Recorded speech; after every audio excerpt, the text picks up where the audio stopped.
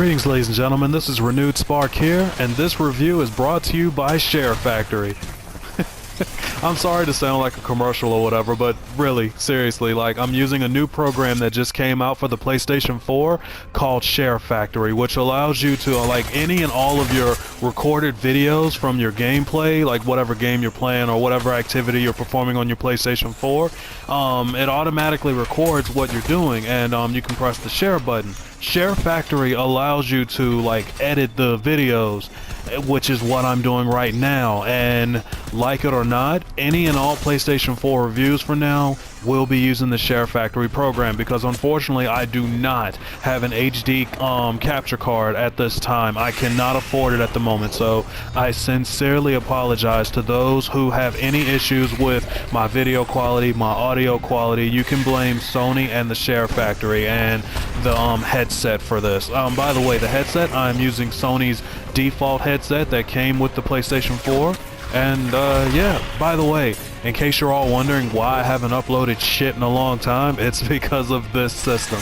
I recently got a PlayStation 4 extremely cheap from a friend. But anyway, enough of my blabbering, on to the review.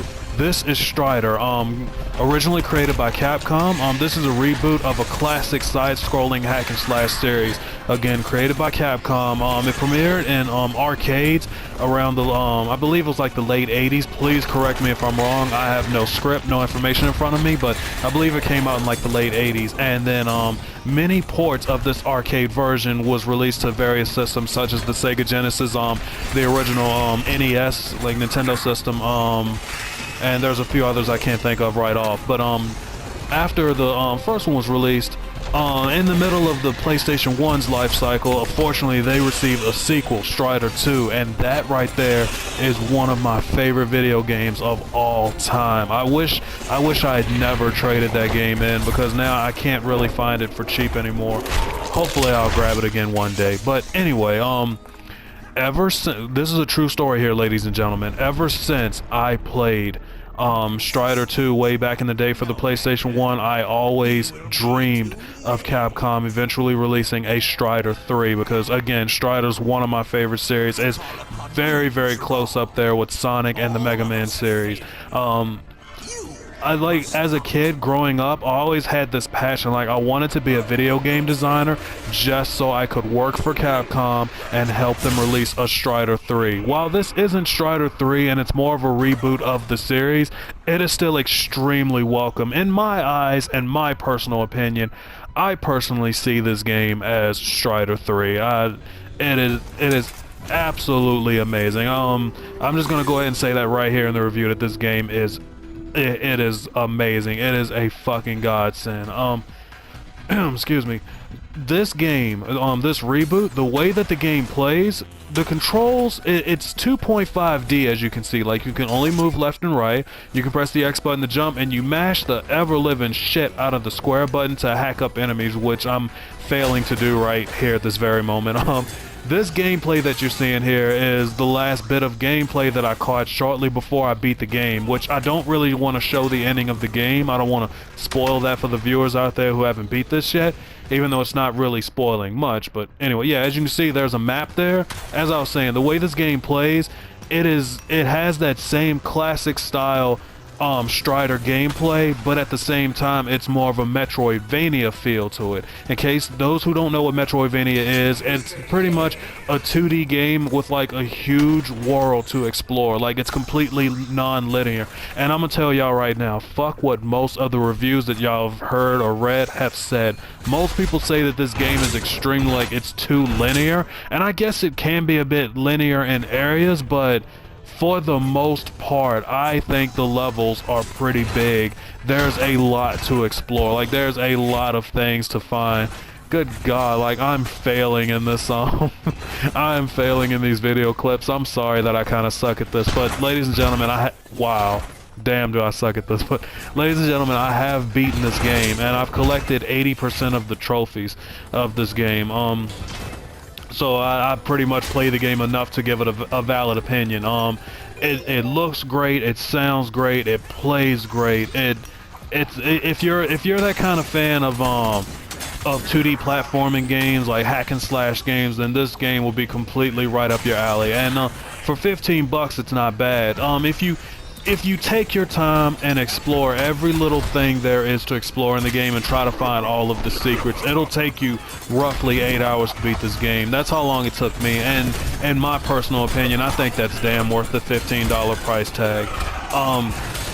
But anyway, as far as the difficulty of the game, you see me getting knocked around like a damn idiot, and I'm fucking up here and there, but the overall difficulty of the game, I beat this game on normal so far, and I do plan on beating it on hard as well, but the difficulty of the game isn't too challenging. It's annoying at parts like that, where there's bullets like flying everywhere.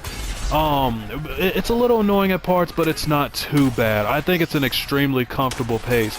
There were some bosses that really, like, some bosses forced me to rage quit, but because I grew kind of impatient. But like most other games in existence, you pretty much have to study the boss patterns, understand, like, you have to read their movements and know exactly what they're gonna do.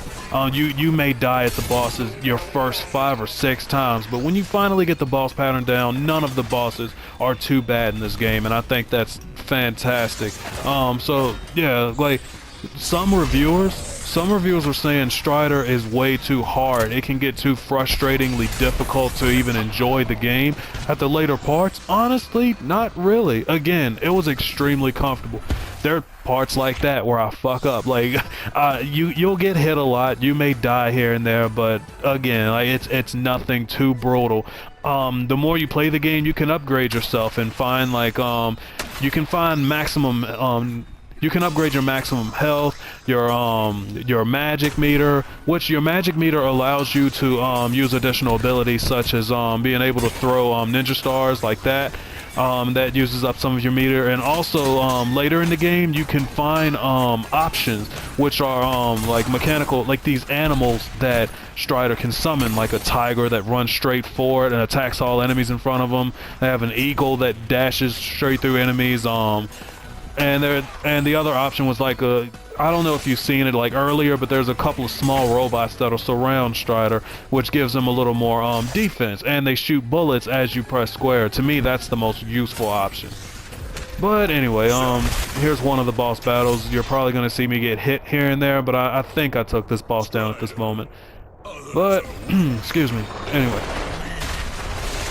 Also, as you play through the game, I hope you all noticed that you can actually upgrade your sword the more you play the game. Like, as you clear the bosses in the game, you'll get new swords. They have certain elements attached to them, like that orange one that you've seen me use constantly. It adds a fire element to his attacks, and it does additional damage, which that's my personal favorite sword in the game. And there's also the purple one that shoots like short projectiles out of it as you swing it, but you can only swing it 2 times in a row. You can't just like mash it down and expect to do a lot of damage.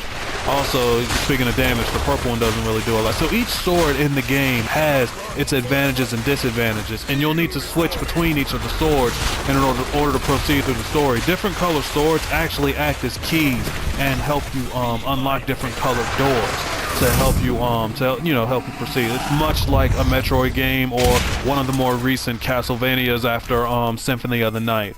But this is a bold statement, and it may be extremely biased coming from me as a hardcore Strider fan, but this is the best Metroidvania style game I have ever played since Castlevania Symphony of the Night. But that's just my personal opinion. Symphony of the Night, it's hard for me to say if I had more fun with that or this. Don't get me wrong, Symphony of the Night, my God, I may save that for another video. One of the greatest games of all time. But this game right here, ladies and gentlemen, it is no slouch. It is absolutely fun to play if you're into this kind of thing. Not everyone's into like 2D side-scrolling platforming, action, hack and slash, blah blah blah blah. If you're not into this kind of thing, you may find it frustrating at parts. But if you're the type of gamer who loves platformers and you were interested in, like, you saw videos, you were kind of interested in this, you're curious about it, give it a shot. It's really awesome. I can't speak for all systems, but PlayStation 4 has a free playable demo that you can download and check out before you buy it. So I highly recommend you at least invest a little time into the demo before you shell out the full 15 bucks. But me personally, I highly recommend this game. Ladies and gentlemen, thank you all so much for watching the first PlayStation 4 review by RenewedSpark. I certainly hope you all enjoyed this video. Any and all feedback is extremely appreciated. Please give me a thumbs up, comment, subscribe, all that good shit. Thank you all very much for watching. This is RenewedSpark signing out. Take care, everyone.